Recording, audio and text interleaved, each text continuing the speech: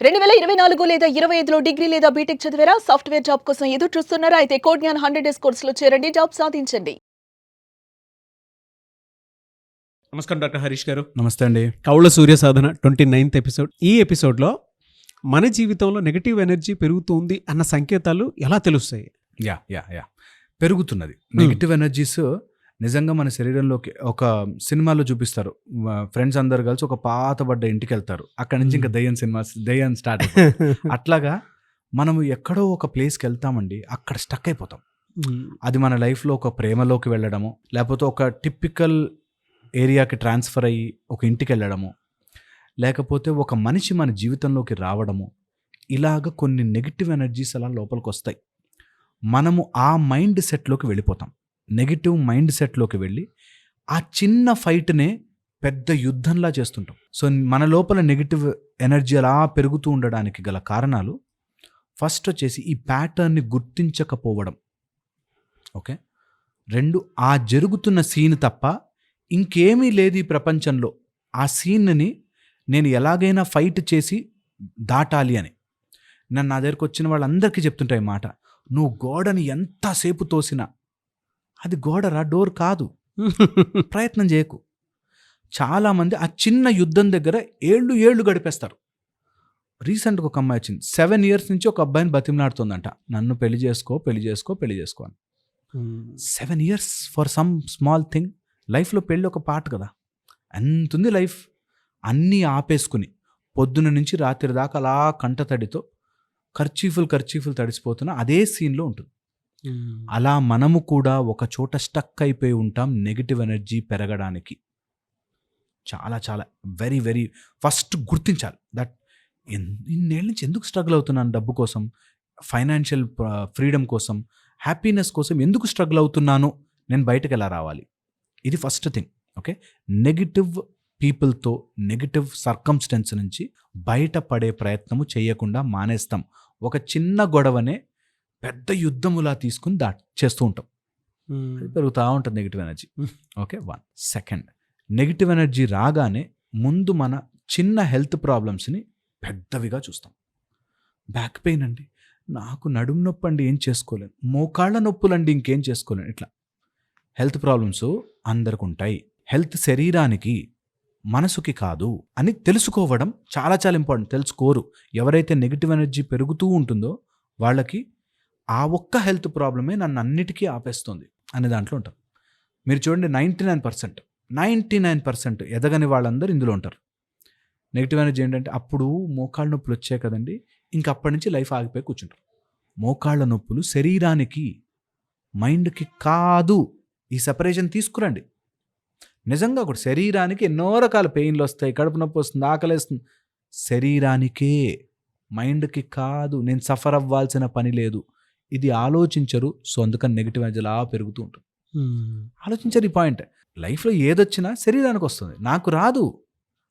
నేను అనేది ఆ తురీయ స్థితి, నాకు ఏది అంటదు అనేది తెలుసుకోలేరు. చాలా సఫర్ అవుతారు. నెగిటివ్ ఎనర్జీ వస్తుంది అంటే ఎక్కడెక్కడ ఇంట్లో సర్కమ్స్టెన్షియల్ వాస్తు ఉండాలో ఉంచరు, ఎక్కడ బరువు పెట్టకూడదో బరువు పెడతారు, ఎక్కడ శనిదేవుని ఆయుధంలాగా తయారు చేస్తారు. అలా వచ్చి ఆయన కూర్చుని నీకు కావాల్సిన కర్మ అంత ఇస్తుంటాడు. ఇలా 2 చేతులతో తల చేసుకోవడము. ఓకే, ఆ తర్వాత చీపురు ఇట్లా స్ట్రైట్ పెట్టడము. ఓకే, చీపురు ఇట్లా ఉల్టా పెట్టాలి, స్ట్రైట్ పెడతారు. ఓకే, చెప్పులు, మంచి క్షేత్రానికి వెళ్ళి చెప్పులు కొనుక్కొచ్చుకుంటారు. భగవంతుడి క్షేత్రానికి వెళ్ళి చెప్పులు అలాంటివి. అంటే వాళ్ళు they do it without knowing all these things. అలా తెచ్చుకుంటారు. ఇది నేను మెటాఫిజికల్ చెప్తున్నా. అదర్ ఆస్పెక్ట్స్లో నెగిటివ్ ఎనర్జీని మనం ఇంకా కొనుక్కుని తెచ్చుకుంటాం. వద్దు, గవ్వలు కొనుక్కుంటారు. ఇట్లాంటివి కొన్ని వద్దు అనుకున్నవి చేస్తారు. అండ్ జంతువుల్ని బాధ పెడతారు. నెగిటివ్ ఎనర్జీ ఉన్నవాళ్ళు సమ్ కైండ్ ఆఫ్ యానిమల్కి సంబంధించిన బాధలు పెడతారు ఇంటెన్షనల్గా.